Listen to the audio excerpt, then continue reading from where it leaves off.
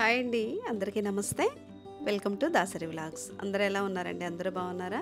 అందరూ బాగుండాలని, ఆరోగ్యంగా ఉండాలని మనస్ఫూర్తిగా కోరుకుంటున్నాను. ఎవరైతే మన ఛానల్ని ఫస్ట్ టైం చూస్తున్నారో, మన వీడియోస్ కనుక మీకు నచ్చినట్లయితే లైక్ చేయండి, కామెంట్ చేయండి.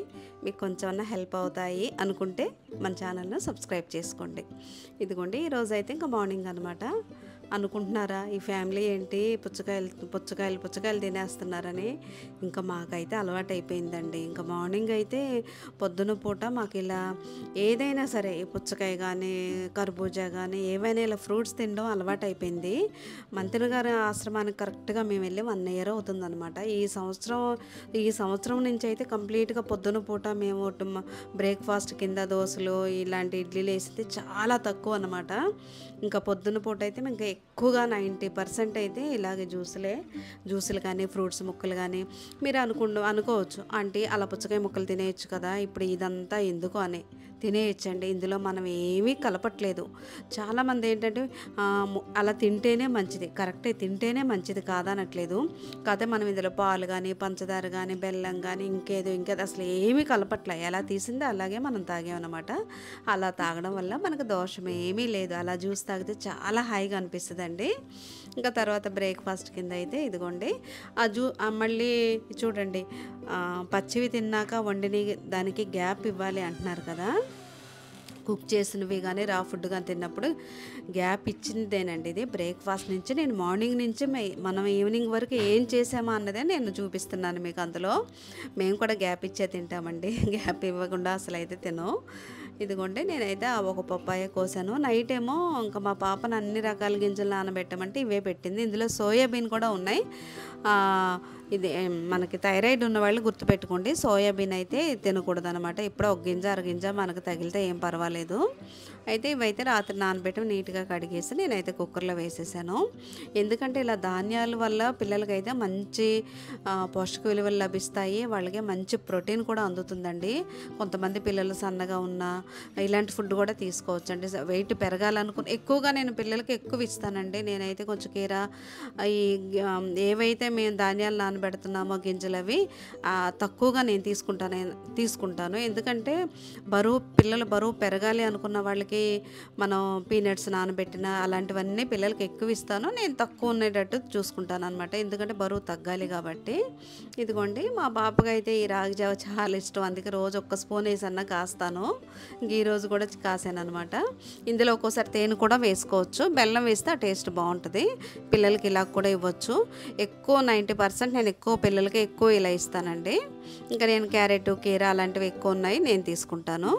అది ఈసారి వీడియోస్లో అది కూడా చూపిస్తాను. ఇదిగోండి, చక్కగా ఒక 4 విజిల్స్ పెట్టామంటే ఇలా మెత్తగా ఉడికిపోతాయి. అయితే ఇందులో మనకి గ్యాస్ రావడానికి ఏం లేదండి. ఇందులో నేనేం కలుపుతున్నానంటే ఇదిగోండి, క్యారెట్ ముక్కలు సన్నగా తరిగినవి, కొన్నేమో దానిమ్మ గింజలు, కొన్నేమో కీరా ముక్కలు. ఇలా ఇందులో ఉల్లిపాయ వేస్తే బాగోదు, ఎందుకంటే మనం దానిమ్మ గింజలు వేసాం కాబట్టి దాంతో ఉల్లిపాయ టేస్ట్ అది బాగోదు. ఈరోజైతే నా దగ్గర ఇవే ఉన్నాయి. కొంచెం కొత్తిమీర వేసుకున్నా బాగుంటుంది. ఇంకా నేనైతే వేయలేదనమాట. ఇలా కలిపేసుకొని ఇందులో అయితే ఇంకా అసలు నేనేం కలపలేదనమాట. అలా తిన్నా కూడా ఈ దానిమ్మ గింజలు తగులుతూ ఉంటే చాలా టేస్ట్ చాలా బాగుంటుంది. పిల్లలకు కూడా మంచి హెల్తీ ఫుడ్ అండి.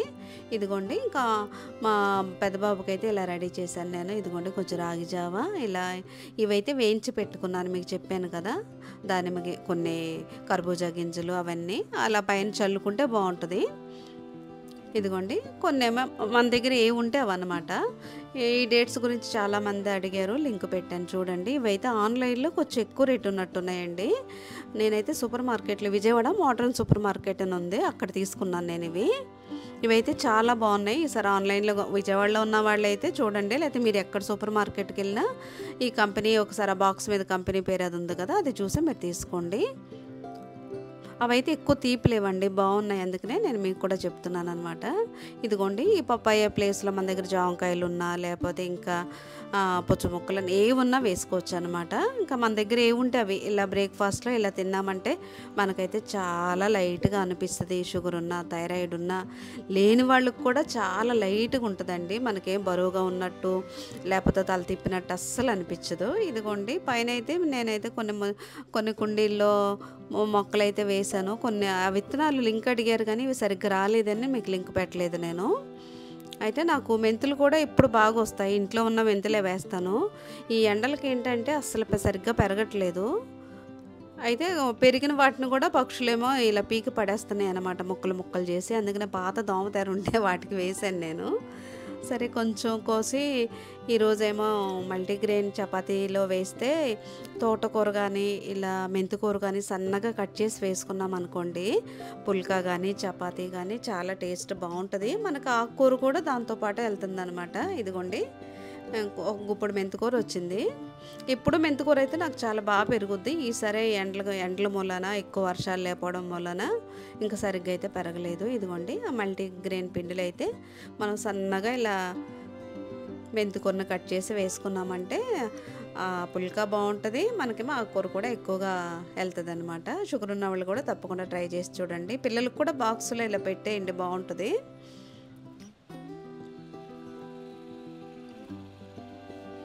నాకు కూడా మల్టీగ్రెయిన్ పిండి అయిపోయిందండి, మళ్ళీ తీసుకొచ్చుకోవాలి. ఈరోజే కొంచెం పిండి ఉంటే ఈరోజు లాస్ట్ అనమాట. ఎందుకంటే మీరు చూస్తున్నారు కదా, నేను బ్రౌన్ రైస్ వండినా మామూలు రైస్ వండినా ఏది వండినా దీంతోపాటు పుల్కాలు అనేది పెట్టుకుంటే మనకైతే షుగర్ లెవెల్స్ అయితే కరెక్ట్గా ఉంటాయి అన్నమాట. మా పిల్లలకు కూడా ఎక్కువ అలవాటే. ఒక్క మామూలుగా ఈ చపాతీ పుల్కా ఇవి ఉన్నా కూడా తినేస్తారు. దాంతోపాటు అయితే ఇదిగోండి ఈరోజైతే నేను కొంచెం పొన్నగంటి కూర ఉంది నా దగ్గర, అది కొంచెం గోంగూర కొంచెం చుక్క కూర అన్నీ ఉంటే మిక్స్ చేసి నీట్గా కడిగేసి ఇలా పెట్టాను. పప్పులు ఒకే రకం కాకుండా ఆకుకూరలు కూడా మీరు ఇలా ట్రై చేసి చూడండి. ఈరోజైతే ఇదిగోండి బ్రౌన్ రైస్ విడిగానే కుక్కర్ ఖాళీ లేదని చెప్పి ఇలా గిన్నెలో కూడా మనం వండేసుకోవచ్చు. లో ఫ్లేమ్లో పెట్టి మూత పెట్టామంటే అదే అసలు అలాగే పోసుకొని పెట్టుకున్నా కూడా చక్కగా ఉడికిపోద్ది. పప్పుల్లోనేమో ఇదిగోండి ఇదేం దోశలు వేయడానికి తెచ్చిన పప్పు అనమాట. ఇందులో మైసూర్ కందిపప్పు, పెసరపప్పు, కందిపప్పు, పచ్చెనగపప్పు అన్నీ ఉన్నాయి. ఒకసారి ఎందుకో కందిపప్పు లేదని దీంతో వండాను, టేస్ట్ చాలా బాగుంది. సరే మళ్ళీ ఈరోజు కూడా వండుదామని వేసాను. మినప్పప్పు ఉంది, పొట్టు మినప్పప్పు ఉంది చూసారా, దాంతో కూడా ఎందుకోనండి టేస్ట్ చాలా బాగున్నట్టు అనిపించింది. ఆకుకూరలు ఒకటే కాకుండా అన్నీ మీరు ఒక గోంగూర, తోటకూర, ఒక చుక్క కూర, ఒక పాలకూర అన్నీ కలిపి ఇలా ఒక 10 రూపాయలు తెచ్చుకుంటాం కదా, అలా తెచ్చుకుని ఇలా వేసుకోండి. ఇదిగోండి మంత్రి గారు చెప్తారు కదా ఆకుకూరలో ఉప్పు ఎక్కువ ఉంటుందని, లాస్ట్లో వేసాను నేను. చాలా తక్కువ వేస్తాను, వండేటప్పుడు అసలు వేయలేదు. ఆకుకూరలో ఎప్పుడైనా సరే లాస్ట్లో కొద్దిగా ఉప్పు తగ్గించి వేసుకోండి. ఇంకా తర్వాత అయితే ఇదిగోండి 2 అరటికాయలు ఉన్నాయి. ఇవైతే కొద్దిగా ఫ్రై చేద్దామని చెప్పి, అరటికాయలు నేను కూడా తక్కువే, బంగాళాదుంప ఒకటి అరటికాయ ఒకటి ఎక్కువ క్యాలరీస్ ఉంటాయని నేను కూడా కొంచెం తక్కువే వేసుకుంటాను. ఇందులో ఏమీ వేయనండి. నాకైతే ఇందులో పెసరపప్పు వేసి దగ్గరగా కూర వండుతాం కదా, అదైతే ఇష్టం అన్నమాట. ఇంకా మా పాప ఏమో నువ్వు తక్కువ తినాలి ఎక్కువ తినకూడదు అని చెప్పేసి అవి తినేవద్దు నన్ను. ఇలా బ్రౌన్ రైస్తో మీరు బరువు తగ్గాలి, షుగర్ కంట్రోల్లో ఉండాలి, బీపీ కంట్రోల్లో ఉండాలి అనుకునేవాళ్ళు ఇలా ఆకుకూర చూసారా, ఆకుకూర వండినా కూడా ఆకుకూర ఎక్కువ వేసుకోండి, పప్పు క్వాంటిటీ తక్కువ వేసుకోండి, అప్పుడు బాగుంటుంది అనమాట. నేనైతే ఇలా కూర ఎక్కువగా పెట్టుకొని ఇంకా రైస్ వీలైనంత వరకు తగ్గించాను, బ్రౌన్ రైస్ కూడా. ఇదిగోండి ఒక్క పుల్కా పెట్టుకొని, ఈ గులాబ్ జామ్ నేను ఇంట్లో చేసిందేనండి. మీరు షుగర్ ఉంది కదా గులాబ్ జామ్ ఎందుకు తింటారు అంటే అని అడుగుతున్నారా, చూసేద్దాం రండి ఈ వీడియో కూడా. ఇదిగోండి అప్పుడే వర్షం పడిందనమాట.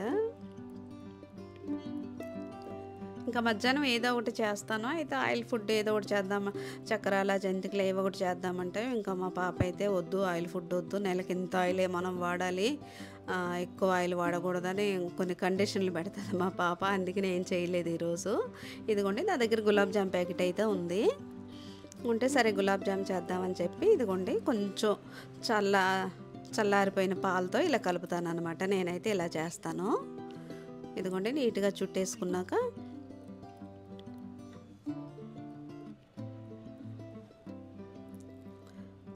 చాలామందికి ఏంటంటే నేను ఎప్పుడు హనీతోనే చేస్తున్నాను కదా, తేనెతోనే చేస్తున్నాను. కొంతమందికి హనీని వేడి చేయకూడదు అనే అపోహ అయితే ఉంది, నాకు కూడా ఉండేదిలేండి. అయితే ఈరోజైతే ఇదిగోండి ఒక గ్లాసు నీళ్లు మరిగించినాక నేను స్టవ్ ఆపేసాను. స్టవ్ ఆపేసినాక ఈ తేనెని అయితే వేస్తున్నాను. చాలామంది భాషా తేనె లింక్ పెట్టమన్నారు, పెట్టాను.